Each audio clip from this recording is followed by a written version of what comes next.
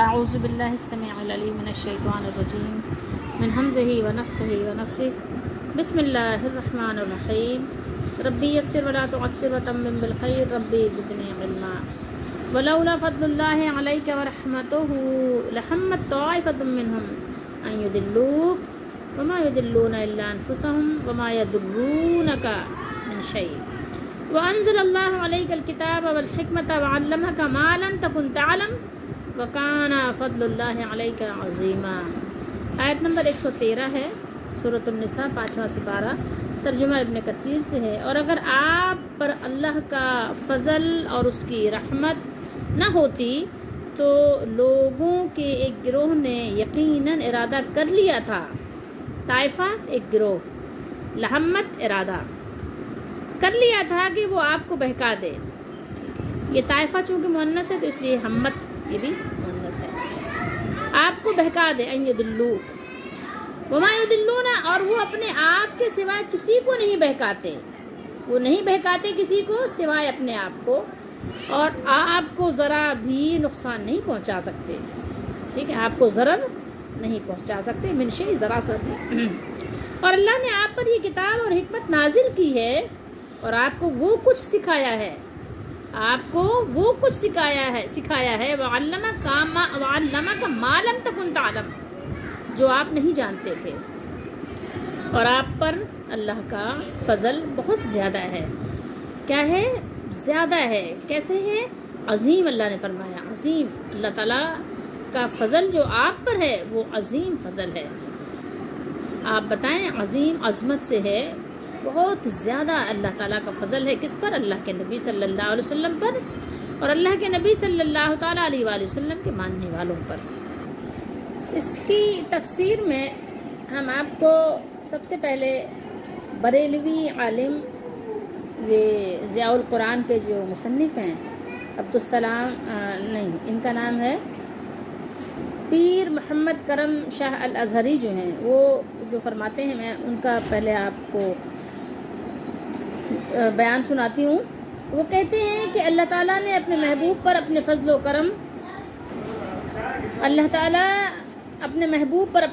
کرم اور عنایات پہم کا ذکر فرماتے ہیں کہ اے میرے محبوب بندے، اس خاص واقعے میں اگر ہمیشہ کی طرح اللہ کا فضل و احسان تیرے شامل حال نہ ہوتا، تیرے تو نہیں، میں تو آپ کے کہوں گی کہ آپ صلی اللہ علیہ وسلم کے شامل حال نہ ہوتا تو انہوں نے ایک غلط فیصلہ آپ سے کرانے کا ارادہ کر ہی لیا تھا۔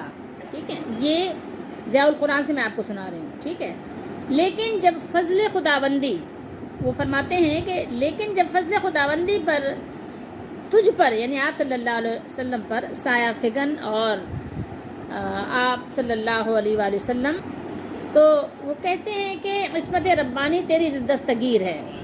ٹھیک ہے، ضیاء القرآن سے میں آپ کو سنانا چاہ رہی ہوں۔ تو وہ تجھے کیسے غلط راہ پر ڈال سکتے ہیں؟ ہاں، انہوں نے ایسا خیال کر کے اپنا ہی کچھ بگاڑا ہے۔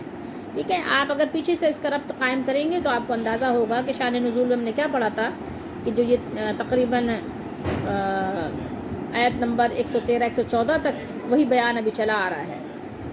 ٹھیک ہے، جو 104 سے شروع ہوا تھا، تو اس میں یہی بات تھی نا کہ جو عبیرق قبیلہ تھا، چوری اس نے کی تھی اور الزام کسی اور پر ڈالا تھا، اور پھر وہ اپنے ظاہر یعنی زبان کی تیزی کی وجہ سے نبی کریم صلی اللہ علیہ وسلم کو بھی قائل کرنا چاہ رہے تھے۔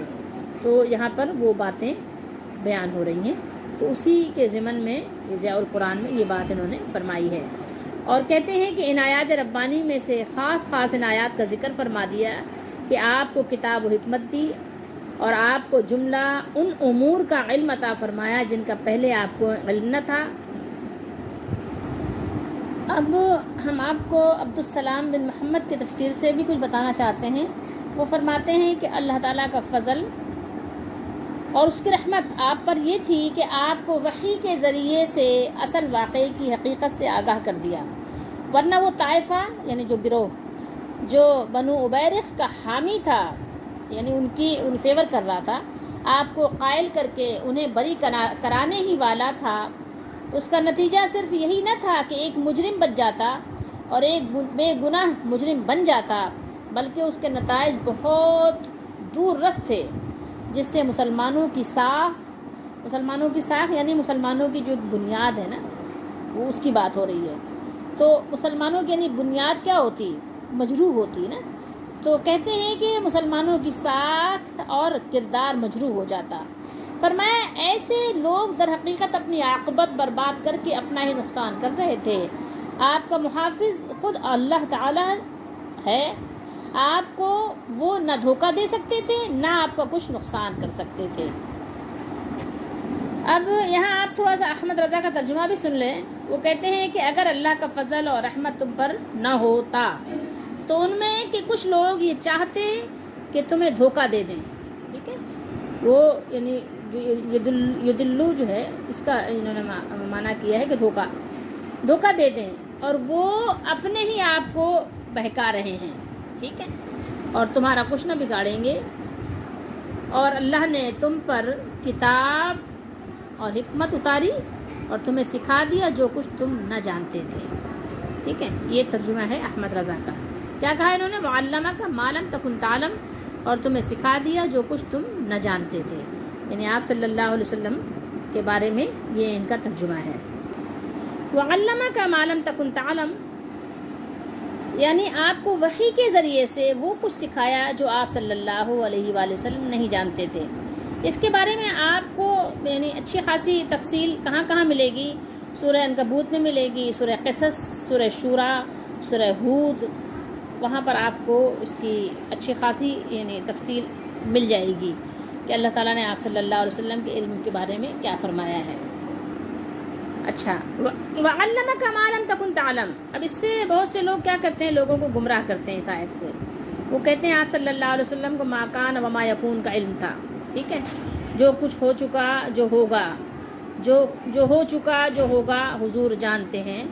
تیری عطا سے خدایا حضور جانتے ہیں. تو اس سے بہت سے لوگوں کو سادہ لوگوں کو گمراہ کرتے ہیں.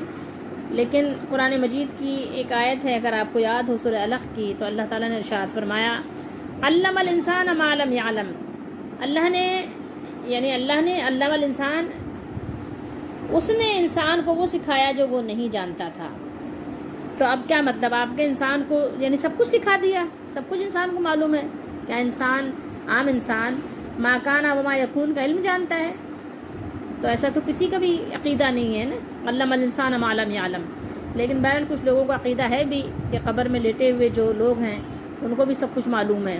ٹھیک ہے، جو ہم دعا مانگتے ہیں، جو ان کے پاس ہم جاتے آتے ہیں، جو ان کو پکارتے ہیں، سب ان کو معلوم ہے.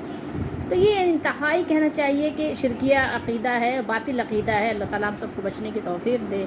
قرآن مجید کے بے شمار آیات ہیں جس سے یہ پتہ چلتا ہے کہ نبی کریم صلی اللہ تعالیٰ علیہ وآلہ وسلم کے پاس جب تک وحی نہیں آتی تھی، بہت سارے امور ایسے تھے آپ صلی اللہ علیہ وسلم کو نہیں معلوم ہوتے تھے. تو یہ آپ کے شان میں کوئی کمی نہیں ہے، بلکہ یہ تو ایک حقیقت ہے. اور حقیقت بھی وہ ہے کہ جو اللہ تعالیٰ کے ساتھ شرک سے ہمیں بچاتی ہے. ٹھیک ہے، ہم اس طرح اللہ تعالیٰ کا شریک نہیں ٹھہراتے، بلکہ نبی کریم صلی اللہ علیہ وسلم کا علم تمام انسانوں میں، مخلوق میں سب سے زیادہ ہے. لیکن وہ ایسا نہیں ہے کہ آپ صلی اللہ علیہ وسلم کو سب کچھ معلوم ہے، اور جو کچھ ہو رہا ہے، جو ہوگا، جو ہم کر رہے ہیں، آپ صلی اللہ علیہ وسلم باخبر ہیں، آپ حاضر ناظر ہیں. ایسا ہمارا عقیدہ نہیں ہے، یہ اللہ کے ساتھ خاص ہے. ٹھیک ہے، اور باقی نبی کریم صلی اللہ علیہ وسلم پر اللہ کا بڑا فضل ہے. اللہ نے آپ پر قرآن نازل کیا. مطلب ظاہر ہے ایک نبی علیہ السلام کی اور محمد رسول اللہ صلی اللہ علیہ وسلم کے امتیوں کی کیا مثال ہے؟ کوئی مثال ہی نہیں ہے. لیکن اللہ کے مقابلے میں ہم بہرحال شریک نہیں کرتے. اور اس شرکت میں نبی کریم صلی اللہ علیہ وآلہ وسلم، صحابہ کرام اور جتنے بھی اللہ کے نیک بندے ہیں، ہم کسی کو بھی اللہ کے علم کے ساتھ یعنی برابری کا دعویٰ نہیں کرتے. ٹھیک ہے، اللہ کا علم ہے. اور نبی یا انبیاء علیہ السلام جو پہلے گزرے، جب تک اللہ تعالیٰ کی طرف سے ان کے پاس جس چیز کے بارے میں خبر نہ آئے، ان کو معلوم نہیں ہوتا. یہ بات بہرحال قرآن و حدیث سے بالکل واضح اور ثابت ہے. اگر سمجھنے کے لیے انسان تھوڑی سی زحمت گوارا کرے تو اس کو اندازہ ہوگا کہ سارا فضل و احسان، ساری رحمت اصل میں کس کی ہے؟ وہ اللہ کی ہے. اسی نے پیدا کیا، اسی نے انبیاء علیہ السلام کو مبعوث فرمایا اور اسی نے کتاب نازل فرمائی. اب چلتے ہیں اپنی بات کی طرف کہ دیکھیے جس طرح بنو ابیرق نے کیا کہ چوری خود کی اور تہمت کسی اور پر دھر دی، کسی اور پر لگا دی، تو جو اللہ تعالیٰ نے یہاں پر یعنی ایک طرح سے آپ کہیے زجر و توبیخ یعنی ڈانٹ ڈپٹ یعنی پنشمنٹ جو اللہ نے بنی ابیرق کو بھی یعنی شامل ہے، یعنی ان کے ساتھ بھی، کیونکہ خاص ہیں وہ کہ جب یہ آیات ان کے نشان نزول کے مطابقت سے. لیکن بات کیا ہے، یہ عام ہے، ہر ایک کے لیے ہے. ٹھیک ہے، جو انہی کی خصلتوں کے عادی لوگ آج بھی ہیں ان کے لیے یہ بات ہے، اور ان کو بھی جو ان کی یعنی بد خصلتوں کے حامل اور ان جیسے برے کاموں کے مرتکب ہوتے ہیں اور عادت بنائی ہوئی ہے انہوں نے کہ کرے کوئی بھرے کوئی والی بات ہے کہ ٹھیک ہے کرتے خود ہیں اور نام کسی اور کا لگا دیتے ہیں کہ بھائی ہم نے تو نہیں کیا، یہ تو انہوں نے کیا تھا، یہ تو پہلے والوں نے کیا تھا، ہم کہاں ہیں، ہم تو بری و ذمہ ہیں. اچھا بھائی تو آپ بری و ذمہ ہو تو آپ ہو کیوں یہاں پر؟ جاؤ اپنے کام کرو. نہیں، لیکن یہ ہے کہ نہیں، ایسا نہیں ہے، بلکہ یہ کرتے خود ہیں، الزام کسی اور پہ رکھ دیتے ہیں. تو یہ شان نزول تو ضرور ہے کہ بنی ابیرق کے لیے تھا، لیکن یہ آج ایسا نہیں کہ کوئی کرے گا تو اس کے لیے آیات عام ہیں. جو بھی ایسا کرے گا اس کو پنشمنٹ ملے گی، سزا ملے گی اس کو، ایسا نہیں کہ اس کو نہیں ملے گی. ٹھیک ہے، تو یاد رکھنے کی بات ہے. یہ اللہ تعالیٰ کی اس خاص حفاظت اور نگرانی کا ذکر ہے جس کا اہتمام انبیاء علیہ السلام کے لیے فرمایا جاتا ہے، جو انبیاء علیہ السلام پر اللہ کے فضل خاص اور اس کی رحمت خاصہ کا مظہر ہے. طائفہ جماعت سے مراد وہ لوگ ہیں جو بنی یا بنو ابیرق کی حمایت میں رسول اللہ صلی اللہ علیہ وسلم کی خدمت میں ان کی صفائی پیش کر رہے تھے. جیسے آج بہت سے لوگ کرتے ہیں نا کہ مجرموں کی صفائی کے لیے آ جاتے ہیں، وکلا بھی آ جاتے ہیں، ان کا مقدمہ بھی لڑتے ہیں. تو اس وقت اندیشہ یہ تھا کہ کہیں ایسا نہ ہو کہ فیصلہ ویسا ہی ہو جائے جیسا لوگ چاہ رہے تھے. ٹھیک ہے، کہ جو چور تھا اس شخص کو چوری کے الزام سے بری کر دیا جائے اور جو چور نہیں تھا اس پر چوری کی الزام دھر دی جائے، کیونکہ لوگوں نے تو ایسا ہی ارادہ کر لیا تھا. لیکن پھر اللہ تعالیٰ نے مزید اپنے فضل و احسان کا ایک اور تذکرہ فرمایا. یہ دیکھیے یہاں پر کیا فرمایا اللہ تعالیٰ نے. اللہ نے فرمایا وَأَنزَلَ اللَّهُ عَلَيْكَ الْكِتَابَ وَالْحِكْمَةَ. ٹھیک ہے، یہ دوسرے فضل و احسان کا یہاں تذکرہ ہے جو آپ صلی اللہ علیہ وسلم پر کتاب و حکمت سنت نازل فرما کر اور ضروری جو باتیں بھی تھیں آپ صلی اللہ علیہ وسلم کو اس کا علم دے کر فرمایا گیا. جس طرح دوسرے مقام پر اللہ تعالیٰ نے فرمایا وَكَذَلِكَ أَوْحَيْنَا إِلَيْكَ رُوحًا مِّنْ أَمْرِنَا مَا كُنْتَ تَدْرِي مَا الْكِتَابُ وَلَا الْإِيمَانُ. سورہ شورى میں آپ دیکھ لیجئے گا، وہاں آپ کو یہ مل جائے گی آیت مبارکہ. اور اسی طرح وحی کی ہم نے تیری طرف یعنی آپ صلی اللہ علیہ وسلم کی طرف ایک روح قرآن کی اپنے حکم سے، تو آپ نہیں جانتے تھے کہ کتاب کیا ہے اور ایمان کیا ہے. سورہ شورى میں آپ دیکھ سکتے ہیں، دیکھ لیجئے سورہ شورى ہے، یہ سورہ شورى اور آیت نمبر 52 ہے. کیا فرمایا وَكَذَلِكَ أَوْحَيْنَا إِلَيْكَ رُوحًا مِّنْ أَمْرِنَا مَا كُنْتَ تَدْرِي مَا الْكِتَابُ وَلَا الْإِيمَانُ وَلَكِنْ جَعَلْنَاهُ نُورًا نَهْدِي بِهِ مَن نَّشَاءُ مِنْ عِبَادِنَا وَإِنَّكَ لَتَهْدِي إِلَىٰ صِرَاطٍ مُسْتَقِيمٍ. یہ جو بریلویوں کے بانی ہیں احمد رضا، انہی کا ترجمہ ہے، انہی کا ترجمہ دیکھیے. اور یوں ہی ہم نے تمہیں وحی بھیجی، اور اسی طرح یعنی وکذالک، اور اسی طرح ہم نے آپ صلی اللہ علیہ وسلم کو وحی بھیجی ایک جاں فضا چیز. جاں فضا چیز کیا ہے؟ یہ قرآن ہے، اپنے حکم سے. ٹھیک ہے، من امرنا، اپنے حکم سے. ما کنت تدری مل کتاب والایمان. یا تھوڑی بہت بھی کسی کو اردو صحیح آتی ہے اور اگر کچھ تھوڑی بہت عربی بھی آتی ہے تو ویسے ہی سمجھ جائے گا. ٹھیک ہے، اس سے پہلے نہ تم کتاب جانتے تھے نہ احکام شرع کی تفصیل. ابھی تفصیل وغیرہ تو اپنی طرف سے لے آئے ہیں کہ اس سے پہلے آپ صلی اللہ علیہ وسلم کتاب بھی نہیں جانتے تھے. مل کتاب ولل ایمان، لا آپ جانتے ہیں نہیں کا معنی ہے نا، ولل ایمان نہیں جانتے تھے ایمان کیا ہے. ٹھیک ہے، ایمان بھی نہیں جانتے تھے، کتاب بھی نہیں جانتے تھے. ولیکن اور ہاں ہم نے اسے یعنی اس کتاب کو نور کیا جس سے ہم راہ دکھاتے ہیں اپنے بندوں سے جسے چاہتے ہیں. اور بے شک تم ضرور سیدھی راہ بتاتے ہو۔ آپ صلی اللہ علیہ وسلم لوگوں کو کون سا راستہ بتاتے ہیں؟ سیدھا راستہ بتاتے ہیں، جو راستہ اللہ کی طرف لے کر جاتا ہے، ٹھیک ہے۔ شرک سے لوگوں کو دور کرتے ہیں، اور توحید کا راستہ، ہدایت کا راستہ، نور کا راستہ، روشنی کا راستہ، جنت کا راستہ آپ صلی اللہ علیہ وسلم لوگوں کو سکھاتے ہیں۔ تو یہ آپ نے دیکھ لیا کہ اللہ تعالیٰ نے بیان کیا کہ آپ صلی اللہ علیہ وسلم اس سے پہلے نہیں جانتے تھے۔ یہ قرآن کا بیان ہے، لیکن نبی کریم صلی اللہ علیہ وسلم نے فرمایا کہ بہت سے لوگ قرآن پڑھیں گے، تم سے زیادہ قرآن پڑھیں گے، لیکن ان کے حلق سے نیچے نہیں اترے گا، ٹھیک ہے۔ نمازیں پڑھیں گے، روزے رکھیں گے، زکوٰۃ دیں گے، تم سے زیادہ کریں گے، بخاری کی حدیث ہے، لیکن حلق سے نیچے نہیں اترے گا۔ تو قرآن مجید کی یہ آیات بہت سے لوگوں کے حلق سے نیچے نہیں اترتی، وہ کسی بھی صورت میں ماننے کو تیار نہیں ہوتے جب تک کہ آپ یہ بات نہ مان لیں، ان کی غلط بات، باطل بات، کہ نبی صلی اللہ علیہ وسلم کو اول آخر سب کچھ علم تھا، ٹھیک ہے۔ جب تک کہ آپ شریک نہ ٹھہرائیں وہ آپ کی بات ماننے کو تیار نہیں ہوتے۔ اب مزید دیکھ لیجئے، سورہ قصص ہے یہ، اور 20واں سپارہ ہے، دیکھیے آیت نمبر یہ 86 ہے۔ وَمَا كُنْتَ تَرْجُو أَن يُلْقَى إِلَيْكَ الْكِتَابُ، کیا فرمایا اللہ نے؟ اور تم، احمد رضا کا ترجمہ ہے بریلوی کا، آپ دیکھیے، اور تم امید نہ رکھتے تھے کہ کتاب تم پر بھیجی جائے گی، ٹھیک ہے۔ أَن يُلْقَى إِلَيْكَ الْكِتَابُ، ٹھیک ہے۔ یہ آپ دیکھ سکتے ہیں، میں نے آپ کو بھیج دیا ہے ترجمہ اور آیت نمبر اور سورہ اور سپارہ، سب کچھ اس کا یعنی ڈیٹیل بتا دی ہے پوری، آپ اس کو دیکھ سکتے ہیں کہ اللہ نے فرمایا کہ آپ کو امید نہیں تھی۔ اب ذرا غور کرنے کی بات ہے کیا کہ جب اللہ تعالیٰ نے یہاں بیان فرما دیا کہ آپ صلی اللہ علیہ وسلم کو یہ امید نہیں تھی کہ آپ صلی اللہ علیہ وسلم پر کتاب اتاری جائے گی، ٹھیک ہے، مگر یہ کہ اللہ تعالیٰ کی طرف سے یہ رحمت ہوئی کہ آپ صلی اللہ علیہ وسلم پر اللہ نے یہ کتاب اتاری، تو ان تمام آیات سے آپ کو کیا معلوم ہوا کہ اللہ نے آپ پر فضل و احسان فرمایا اور کتاب بھی عطا فرمائی اور حکمت بھی عطا فرمائی۔ ان کے علاوہ دیگر بہت سی باتوں کا آپ صلی اللہ علیہ وسلم کو علم دیا گیا جن سے آپ صلی اللہ علیہ وسلم یعنی باخبر نہیں تھے، تو یہ بھی گویا آپ صلی اللہ علیہ وآلہ وسلم کے بارے میں اللہ تعالیٰ نے خبر دی ہے کہ آپ صلی اللہ تعالیٰ علیہ وآلہ وسلم نہ عالم الغیب اور نہ ہی علام الغیوب ہیں، ٹھیک ہے۔ کیونکہ اگر نبی صلی اللہ علیہ وسلم کو سب کچھ علم پہلے ہی سے موجود ہے، سب کچھ آپ کو معلوم ہی ہے، تو پھر آپ خود ہی غور کر سکتے ہیں، تو کسی اور سے علم حاصل کرنے کی اب ضرورت کیا باقی رہ گئی؟ جب اگر سب کچھ اللہ تعالیٰ نے آپ کو پہلے ہی پیدائشی طور پر، جیسے بہت سے لوگ دعویٰ کرتے ہیں نا کہ کسی بزرگ کو پیدا ہوئے تو سبھی کچھ پتہ تھا، ٹھیک ہے، پیدائشی طور پر وہ کامل ولی تھے، ان کو سب کچھ معلوم تھا، ایسا نہیں ہے، ٹھیک ہے۔ تو وحی کے ذریعے سے یا کسی اور طریقے سے یہ نبی کے علاوہ کسی اور کو علم ہوتا بھی نہیں ہے، ٹھیک ہے۔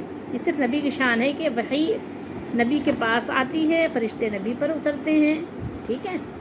تو اللہ تعالی ہم سب کو سمجھنے کی توفیق عطا فرمائے۔ یہ بات ہمارے ذہنوں میں ہونی چاہیے کہ نبی کریم صلی اللہ علیہ وسلم کا علم تمام مخلوق سے زیادہ ہے، لیکن اس کی کیلکولیشن ہمیں کرنے کی ضرورت نہیں ہے، نہ ہی اس کو اللہ تعالیٰ کے مقابلے پر لانے کی ضرورت ہے، اور نہ ہی یہ ثابت کرنے کی ضرورت ہے کہ آپ صلی اللہ علیہ وآلہ وسلم علام الغیوب ہیں، عالم الغیب ہیں، نہیں، بلکہ جو کچھ اللہ تعالیٰ نے آپ کو علم دیا اس کی آپ کو خبر ہے، جو نہیں دیا اس کی خبر نہیں ہے۔ اس میں آپ صلی اللہ علیہ وسلم کی شان اور آپ کی عظمت ہے، بزرگی ہے، نہ یہ کہ ہم نعوذ باللہ استغفر اللہ تعالیٰ کا شریک ٹھہرانے لگ جائیں، اور پھر یہ ہم ثابت کریں کہ آپ صلی اللہ علیہ وسلم کے پاس جو کچھ ہے وہ عطائی ہے، اللہ کے پاس جو کچھ ہے وہ ذاتی ہے۔ بھائی یہ ذاتی اور عطائی کا تو کہیں پر ذکر ہی نہیں آیا، کہاں ذکر آیا ہے بتائیں؟ اگر آپ وہ سلیمان علیہ السلام سے وہ لیتے ہیں کہ ھذا عطاؤنا، تو اگر اللہ نے یہ فرمایا کہ یہ ہماری عطا ہے تو لازمی بات ہے کہ سب کچھ تو اللہ کی عطا ہے نا، کتاب بھی تو اللہ کی عطا ہے نا۔ اب اس کا مطلب یہ تو نہیں کہ سلیمان علیہ السلام کو اللہ تعالیٰ نے ہواؤں پر حکومت عطا کی، تو ہم جائیں سلیمان علیہ السلام سے کہیں کہ آپ کو ہواؤں پر آپ کو حکومت دی گئی ہے، ٹھیک ہے، آپ پر اللہ تعالیٰ کی بڑی عطا ہے، تو آپ جو ہے ہمیں اپنی جو اللہ تعالیٰ کی عطا ہے اس عطا سے آپ ہمیں ہواؤں پر بٹھا کے ہمیں جو ہے 1 مہینے کا سفر 1 لمحے میں کروا دیجئے، تو ہم جائیں گے؟ نہیں جائیں گے، ہم تو اللہ سے مانگیں گے، ٹھیک ہے۔ تو اللہ کی عطا تو ہر ایک کے ساتھ ہے، لیکن ایک محدود وقت تک ہے، ٹھیک ہے۔ تو اب یہ کہ اللہ کی عطا سے نبی صلی اللہ علیہ وسلم کو سارا علم ہے، ایسا نہیں کہنا چاہیے۔ دیکھیں اللہ کا کوئی کفو نہیں ہے، اور اللہ نے قرآن مجید میں بار بار مثالیں پیش کی ہیں، اللہ کا شریک نہ ٹھہراؤ، وَلَمْ يَكُنْ لَهُ كُفُوًا أَحَدٌ۔ ہم پڑھتے ہیں اللہ کا کوئی کفو نہیں ہے، کوئی اس کا ہمسر نہیں ہے، کوئی اس کے برابری کا نہیں ہے. تو اللہ تعالیٰ ہم سب کو قرآن مجید کو صحیح طریقے سے سمجھنے کی توفیق دے، اور صحیح طریقے سے اس پہ ایمان رکھنے کی، اس پر یقین رکھنے کی بھی توفیق دے، اور صحیح طریقے کے مطابق اس کو آگے پہنچانے کی بھی توفیق دے. اصل بات تو یہ ہے کہ مقصد پورا ہو. ایسا نہ ہو کہ ہم پڑھیں بہت کچھ، سیکھیں بہت کچھ، عمل بہت کچھ کریں، لیکن عقیدے میں بگاڑ پیدا ہو جائے، ٹھیک ہے، عقیدہ ہی ہمارا زہریلا ہو جائے تو سب بیکار ہو جائے گا. اس لیے اپنا عقیدہ درست کریں، اور کبھی بھی غلط فیصلہ نہ کریں، حق بولیں، حق فیصلہ کریں، لوگوں سے نہ ڈریں، اللہ سے ڈریں. اللہ ہماری دستگیری فرمائے.